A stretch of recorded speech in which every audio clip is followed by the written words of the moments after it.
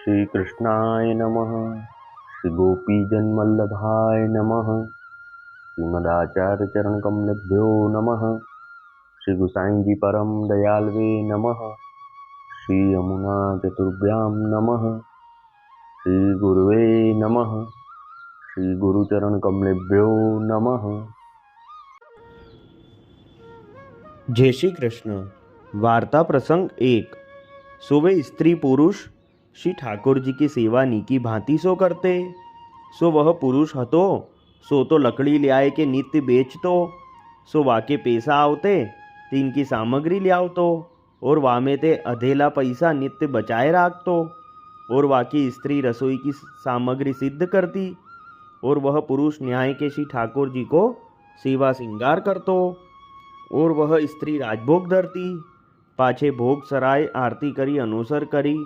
जो कोई वैष्णव आवतो ताको प्रथम महाप्रसाद की पात्री धरी के पाछे वे दो स्त्री पुरुष महाप्रसाद लेते। पाछे नित्य वह पुरुष लकड़ीन में ते अधेला पैसा बचाए राखतो ताको रुपया एक भेलो कियो। सोवा रुपया की एक साड़ी अपनी स्त्री के पहरवे के लिए ले आयो हतो। तब दूसरे दिन इनके घर 8 वैष्णव झूरी के आए। तब उन वैष्णवन को श्री कृष्ण स्मरण करी बहुत बहुत आदर सम्मान करी बैठा रहे। तब अपनी स्त्री से कहो जो अब कहा प्रकार करिए। जो वैष्णव आए हैं उनको महाप्रसाद लिवाइए और घर में तो कछु ना ही है। जो वैष्णवन को समाधान करिए। तब स्त्री ने कहो जो यह साड़ी बेची के सामग्री ले आऊँ। तब वह पुरुष साड़ी बेची के सामग्री ले आए। तब वह स्त्री रसोई करी श्री ठाकुर जी को भोग धरी के आप कोठी में बैठी। और वह पुरुष तो कहो जो हो तो कोठी में बैठूंगी और तुम भोग सराय के उन वैष्णवन को महाप्रसाद लिवाई हो। ता पाछे वह पुरुष ने न्याय के भोग सराय के उन वैष्णवन को श्री ठाकुर जी के दर्शन करवाए। पाछे श्री ठाकुर जी को पोढ़ाए उन वैष्णवन सो कही जो उठो महाप्रसाद लेऊ। तब उन वैष्णवन ने कहो जो तुम्हारी स्त्री आए के हमको परोसेगी तब हम महाप्रसाद लेंगे। तब वह पुरुष ने कही जो स्त्री जन संकोच करती है तासो नाही आवत है। तब उन वैष्णवन ने कही जो वैष्णव होएगी तो स्त्री जन आए के हमको महाप्रसाद की पात्री धरेगी तब हम महाप्रसाद लेंगे। काहे ते वैष्णव तो आपूस में भाई बहन हैं। तब वह पुरुष अपनी स्त्री के पास गयो और कहो जो वैष्णव तो बिना महाप्रसाद नाही लेत तू आवेगी तब लेंगे। तब स्त्री ने कही जो भगवान और भगवदीय तो एक ही स्वरूप है इनमें कछु भेद नहीं है। जो मैं नग्न हूँ सो भगवान तो देखत हैं तो भगवदियन की कहा लाज है मैं आऊँगी। तब वह स्त्री कोठी में सो निकसन लागी। तब इतने ही में श्री स्वामिनी जी आप साड़ी लेके पधारे। तब श्री ठाकुर जी श्री स्वामिनी जी से कहे कि आप कहाँ जा रहे हो। तब श्री स्वामिनी जी कहे जो अपनी सेवा करत हैं तिनकी लाज जाती है ताते आपुन लाज ना राखेंगे तो कौन राखेगो। तब जुगल स्वरूप ने वह कोठी में ही दर्शन दीनो। तब श्री स्वामिनी जी ने तो साड़ी पहराई और श्री ठाकुर जी ने अपनो पीताम्बर ओढ़ायो और वाही कोठी में जुगल स्वरूप के दर्शन भये। पाछे वह स्त्री कोठी में ते आई के सब वैष्णवन को श्री कृष्ण स्मरण करी के महाप्रसाद की पात्री परोसन लागी और सबन को बैठारे। तब उन वैष्णवन ने महाप्रसाद लियो। पाछे रात्रि को उहाँ ही रहे। तब सब कार्य ते पहुंची के ये स्त्री पुरुष हूँ तहाँ आए बैठे। सो सबन मिली के भगवत वार्ता कीर्तन किए। पाछे सब वैष्णव जब सोए तब उन स्त्री पुरुष मिली के सबन के पांव दावन बैठे। पाछे प्रातःकाल भयो तब वैष्णव उन स्त्री पुरुष तो विदा होई के श्री कृष्ण स्मरण करी के चले। सो श्री गोकुल आए। भाव प्रकाश या में यह जताए जो वैष्णवन में अलौकिक बुद्धि राखे तो प्रभु बेगी प्रसन्न होए। और वैष्णव को धर्म ऐसो कठिन है सोहु जनाए। सो साड़ी बेची के सामग्री ले आए पर श्री ठाकुर जी अपने सेवकन की लाज क्यों खोवे। ताते ताही कोठी में आप दर्शन दीने ताते वैष्णवन को अपने प्रभुन ते साँचो रहनो। तब श्री प्रभु जी आप ही कृपा करें ताते उनने यह भांति अपनो धर्म राखियो।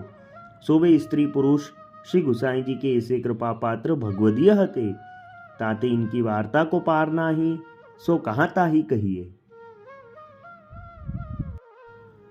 अब वार्ता का संक्षिप्त सारांश हिंदी में।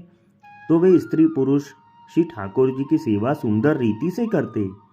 पुरुष तो नित्य लकड़ी बेच के पैसा लाते और सामग्री लाते, उसमें से थोड़ा रोज बचाते, और स्त्री सब सामग्री सिद्ध करके राजभोग धरती। फिर राजभोग सरा के नित्य एक वैष्णव को महाप्रसाद लिवाते। फिर वह दोनों स्त्री पुरुष लेते। तब यह पुरुष ने थोड़ा सा पैसा जो बचाया था उससे वह अपनी स्त्री के लिए पहनने के लिए साड़ी लाए। तब दूसरे दिन इनके घर 8 वैष्णव आए। तब दोनों उन सभी वैष्णवों को बहुत आदर सम्मान से बिठाया। फिर दोनों ने विचार किया कि अब कैसे करें, घर में तो कुछ है नहीं। तब स्त्री ने कहा कि मेरी साड़ी बेच दो और सामग्री लाओ। तब वह स्त्री तो भोग धर के कमरे में बैठी और वह पुरुष साड़ी बेच के स्नान करके भोग धर के फिर राजभोग आरती करके उन सब वैष्णवों को महाप्रसाद लिवाने बिठाया। तब सब वैष्णवों ने कहा कि आपकी स्त्री कहाँ है, हम तो उनके हाथ से ही महाप्रसाद लेंगे। तब यह पुरुष ने कहा कि वह संकोच करती है। तब सबने कहा कि हम तो उनके हाथ से ही महाप्रसाद लेंगे। तब वह पुरुष ने जाके अपनी स्त्री से कहा। तब स्त्री ने कहा कि भगवान और भगवदीय तो एक ही है, चलो मैं चलती हूँ। तब वह ऐसे ही नग्न अवस्था में बाहर निकलने लगी। इतने में श्री स्वामिनी जी और श्री ठाकुर जी पधारे और श्री स्वामिनी जी ने वह स्त्री को साड़ी पहनाई और श्री ठाकुर जी ने अपना पीताम्बर ओढ़ाया और जुगल जोड़ी ने वह स्त्री को वहीं दर्शन दिए।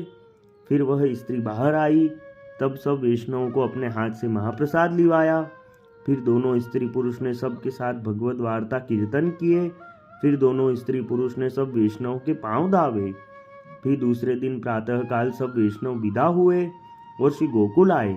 भाव प्रकाश में समझाते हैं कि जो वैष्णव में अलौकिक बुद्धि रखता है उस पर प्रभु जल्दी प्रसन्न होते हैं।